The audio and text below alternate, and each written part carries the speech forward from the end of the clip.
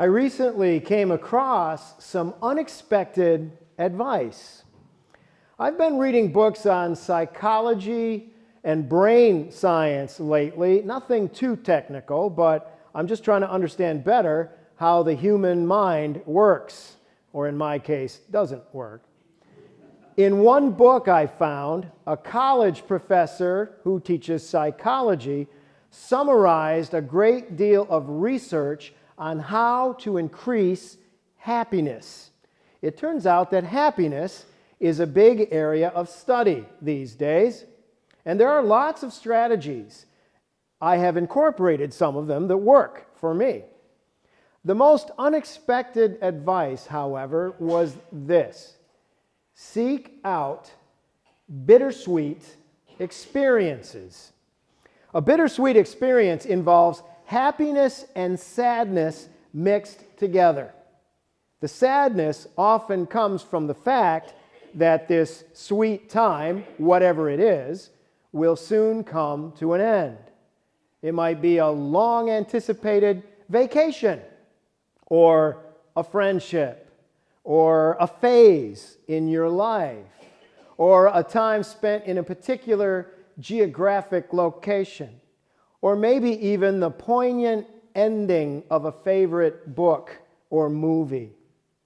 Now, why might a bittersweet experience actually increase our sense of happiness? Well, when we truly remember the temporary nature of things, we're more likely to appreciate and savor our remaining time with them. Bittersweet experiences can make us sad, but they can also help us appreciate positive things rather than take them for granted. It's the attitude of now or never. Today's story from John's Gospel is a classic bittersweet tale. It comes in the town of Bethany, where three people live, three siblings, Mary and Martha and Lazarus. And today's story comes just after the time when Jesus actually raised Lazarus from the dead.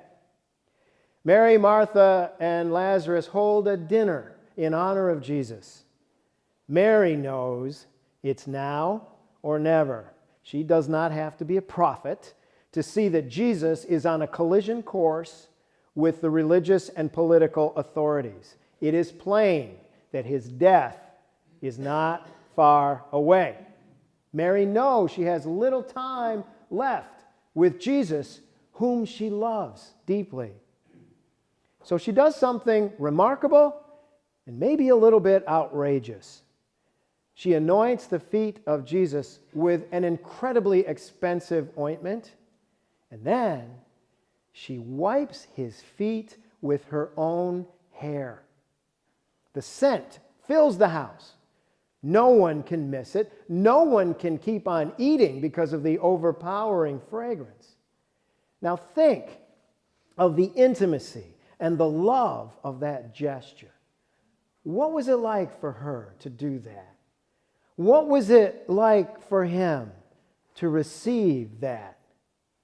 I read this story as a bittersweet tale of love in the shadow of death. You can almost see and feel her long hair draped across the feet of Jesus. You can almost smell the fragrance of that perfume filling the house. Mary believes it's now or never. And Jesus receives her gift. He knows she's doing this in preparation for his own burial. It is a bittersweet tale. Back on Ash Wednesday, we heard those serious words. Remember that you are dust, and to dust you shall return. Ash Wednesday is bittersweet. It's a reminder that life on this earth is not permanent. We really try to forget this, but deep down inside, we know that none of us gets out of here alive. Life is full of threats and dangers, accidents, disease, violence, sudden poverty, old age. How should we respond to all this? Well, I am not saying that we should get all medieval. You know, centuries ago, very devout Christians would actually keep a human skull near at hand. This was a reminder of death. It was a reminder of the inevitability of death. They called it a memento mori. That's a Latin phrase meaning, remember that you must die. Now, keeping a human skull on my desk is a little dark for me. Not going to do that. On the other hand, I'll confess to you that I collect figurines and posters of vultures. And I wonder if that's the same thing. Still, I do try to follow my daughter's good advice. She once said, lighten up. I look for joy, even though I know death is going to come. Mary of Bethany shows us the way. Do what she did. Respond with love. Lavish your attention on the people you care about. Give more, take less. When you realize that this deal on earth is not forever, it puts things in perspective. I mean, suppose one morning my beloved one really annoys me. It's been known to happen. But then I think back to the time she was going through chemotherapy, and it changes my perspective. I remember what's truly important. Remember that you are dust, and to dust you shall return. Mary of Bethany knows that Jesus is not long for this world. So she anoints his feet and she wipes them with her hair.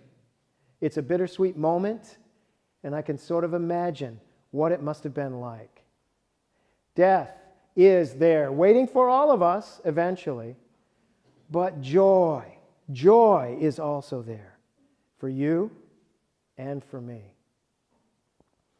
I have come to love the blessing that we use here at the end of our liturgies at St. Mark's.